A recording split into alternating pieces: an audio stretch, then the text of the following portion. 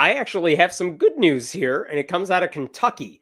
And I want to show you this thing that is in the Kentucky Constitution as it relates to education. Check this out. Section 183, it says the General Assembly shall, by appropriate legislation, provide for an efficient system of common schools throughout the state, which is kind of archaic language, but it says, yeah, we do public schools in Kentucky, and the government should pay for the public schools. Great, fine. Look at 186 as well. It says the General Assembly shall, by general law, prescribe the manner of the distribution of the public school fund among the school districts and its use for public school purposes. So when you got the money for public schools, you guys have to figure out how you're going to distribute it to support public schools. This is in the Kentucky Constitution, and nothing about any of that is controversial. Like, it's the state's job to run a system of public schools and fund them and all of that. Now, that means no taxpayer money should be funding private schools, private religious schools, or even charter schools, or public charter schools that function as private religious schools, like as we've seen in some other states. But Christian nationalists have been trying really hard recently to siphon taxpayer dollars to pay for religious education. And the way they've been trying to do it in recent years is by creating charter schools, which are public in name, except they're promoting religion. So the thing is, a charter school is supposed to be a public school, but the rules about how they operate are very different. They don't have to accept everybody. They don't have to do all the special education that a public school might have to do. So this is where it gets interesting, because conservatives really hate the fact that only public schools are eligible for taxpayer dollars. So in 2022, Republicans in Kentucky passed a bill that would have opened the door to public funding for charter schools. Governor Andy Beshear, who was a Democrat, he vetoed that bill, but Republican lawmakers overrode his veto. But in 2023, a judge said that law is not constitutional because charter schools don't have the same sort of legal accountability as public schools. And that decision was appealed all the way to the state Supreme Court. So again, let me say that one more time. Republicans wanted to use public money to pay for charter schools, but a judge said you can't do that. And that case is in front of the Kentucky Supreme Court. Now, while all that is going on, in 2024, Republicans tried to get voters in the red state of Kentucky to approve a constitutional amendment. Like, will you allow us to change the law, change the Constitution, so that we can give state funding outside the system of common schools? And guess what happened when they brought that to voters in 2024? They said no by a lot. Roughly a 2-to-1 margin. They said no. Taxpayer funding should go to public schools, nothing else. So Republicans didn't win that one either, and that is in Kentucky. So anyway, they didn't get the constitutional amendment, which meant if you're a Republican and you want them taxpayer dollars to go to charter schools, your only hope is that the Kentucky Supreme Court would overturn the earlier ruling about that law and say that the law is legal. Well, guess what? Last week, the Kentucky Supreme Court finally weighed in on this, and they unanimously rejected that idea. They basically said, hell no, public money is for public schools, not for private schools, not for religious schools, and not for charter schools. And that's incredible. I want to show you some of what they wrote here because, again, how often do we get good news out of Kentucky? But look at this. This is what they said. It was a 26-page decision. Under the General Assembly's own definition of common schools, charter schools cannot be included. A charter school may limit its admissions. They are not required to educate every single every child eligible for admission because they are outside the regulatory scope of the local school district, which is required to educate every child. Charter schools are not required to answer to local school districts, nor be accountable to them in any way. Therefore, they are outside of their scope. And so basically, a charter school doesn't count as a common school, as a public school, so they don't get money that way. That is fantastic. Here's another thing they said that I loved. This is on page 11 now. Charter schools by statute are not regulated by local state authorities and school districts, are not regulated by the rules set out by the state authorities for schools, even if excluded from school districts, and therefore they are not a common school under the Constitution. And my favorite bit in all of this is right here. This is a justice quoting another legal decision, but precedent is strong and consistent. We cannot sell the people of Kentucky a mule and call it a horse, even if we believe the public needs a mule. Innovation is welcome. Circumvention is not. Wow.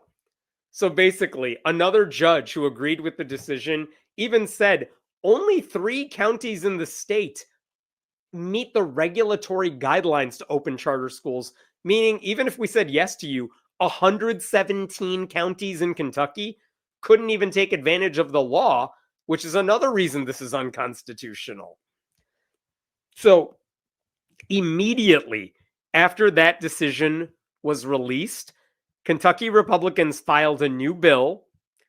They're calling it House Bill 1. That shows you how important it is for them.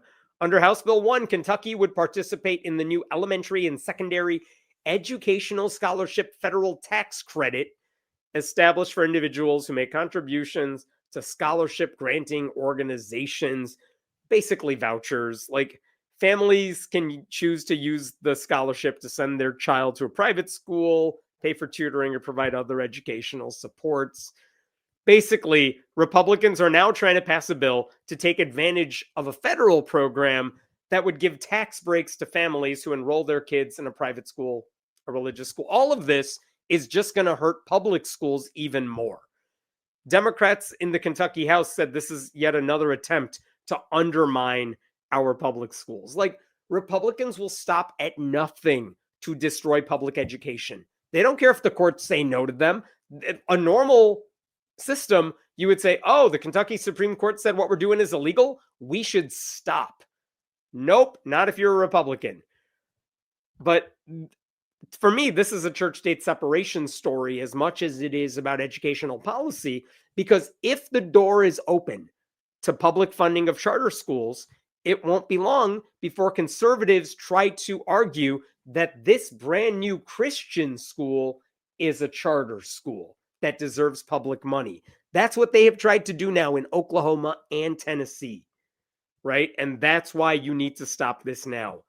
The Freedom from Religion Foundation's Action Fund, which is more political than their organization, this is what they said in response to all this.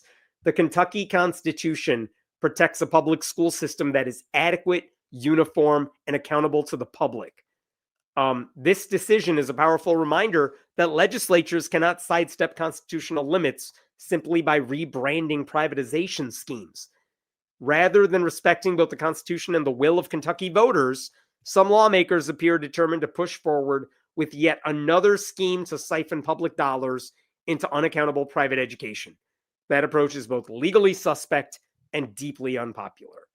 And I happen to agree with that perspective right there. I think the takeaway here is charter schools are not some other form of public education. They are publicly funded institutions deliberately designed to operate outside the public's control. They get to pick and choose which students go to their schools.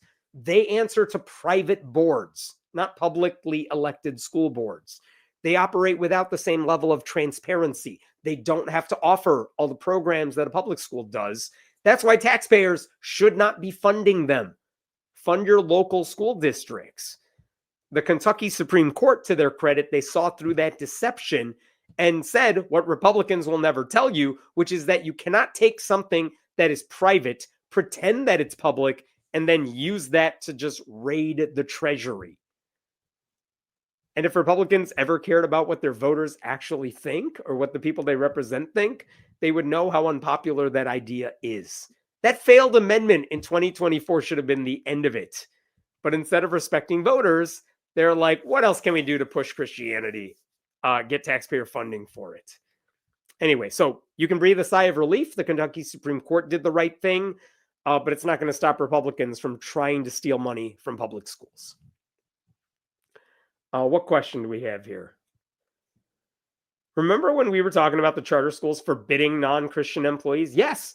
I mean, that is what they were doing in Oklahoma, because the Catholic school that wanted to open there, they had basically a no Jews allowed policy, no atheists allowed policy, no Muslims allowed policy. And that should not be taxpayer funded, but that's what they wanted to do. Real question, what's wrong with vouchers exactly? The problem with vouchers is that when you say you could take money that should be going to a public school system, and you tell families, instead of money going to the school district, we're just going to give you a voucher and you can go wherever you want, you're taking taxpayer dollars, that's what the coupon is, and saying you could spend it at a religious school.